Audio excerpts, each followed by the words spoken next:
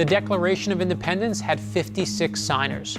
We all remember Jefferson, Adams, Franklin, and Hancock, but 52 other men also put their lives on the line for something they believed in. They might not be famous, but they're all founding fathers. In Decoding the Declaration, Buddy, Mack, and Scott have stumbled onto the story of the Beale Treasure, one of the most famous uncracked codes of all time.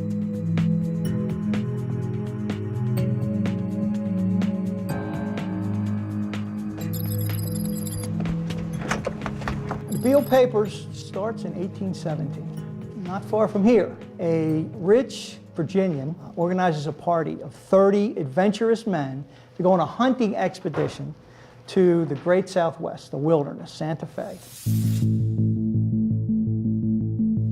One of the guys goes into a cleft, this mountainous territory, a little flash, and he goes a little further. What is this? What is this? It could be gold, and it is gold. They discover gold. And that pleasurable hunting trip, mercenary, right? What does gold do to you?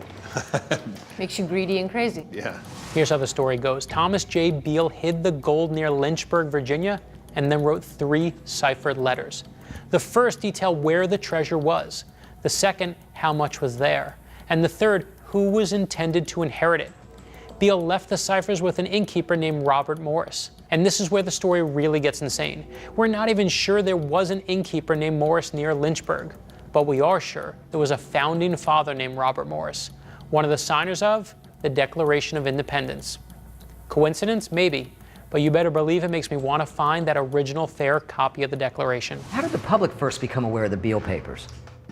In 1885, James Beverly Ward, a Lynchburg attorney, copyrighted the story in the Library of Congress. He may have been associated with John William Sherman, who was associated with the Lynchburg, Virginian newspaper.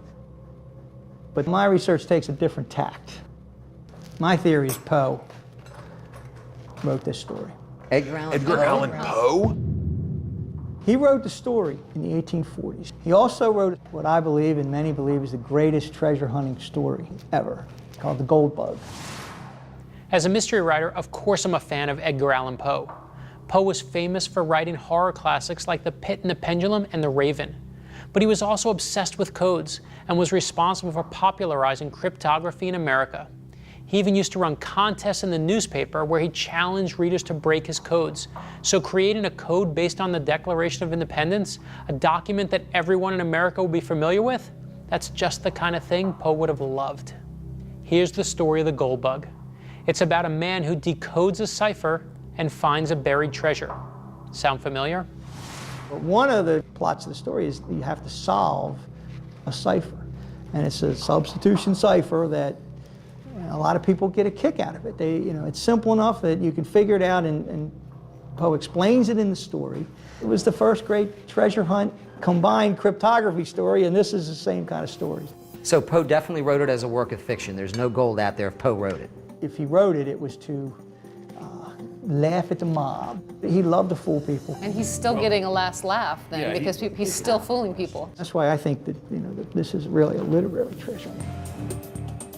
Here's how Beale's cipher really worked. First, he came up with his plain text, what he was trying to say. In the case of the one Beale letter that we have cracked, it was the quantity of gold stored in the vault. Then he chose a key, in this case, the Declaration of Independence, a document that he knew would always be available. Numbering the words of the Declaration chronologically from 1 to 1,322, Beale used the first letter of each word. So every time he found the letter he wanted, he marked the corresponding number in the ciphertext. Sound complicated? It's not, unless you don't have the exact document that Beale was using, which is why code breakers have been banging their heads against the wall to break the other 2 ciphers for more than 100 years.